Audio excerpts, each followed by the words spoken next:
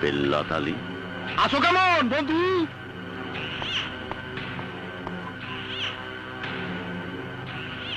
বেল্লাত, পরিষ্কার করে বল তোর আসার মতলবটা কি?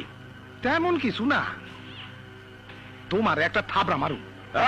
এই, মরতে হবে সাবধান, আমি সম্পদ খান। আর চিল্লায় না তো দোস্ত। তোমার এই বাড়িতে আইসা আমি একদিন তোমার হাতের থাবড়া খাইছিলাম। সেই থাবড়া আমি ফেরত দিতে আইছি, সুদে আসলে করায় গন্ডায়। বেল্লাত, আরে কোথায় কোথায় চিল্লায় না তো দোস্ত। না হলে তোমার পোলার কাছে আমি সব ফাঁস করে দেবো। কে ফাঁস করে দিবি? ফাঁস করে দিমু যে ওইটা তোমার পোলা না, তুমি ওরা রাস্তায় টোকায়া পাইছো। ওর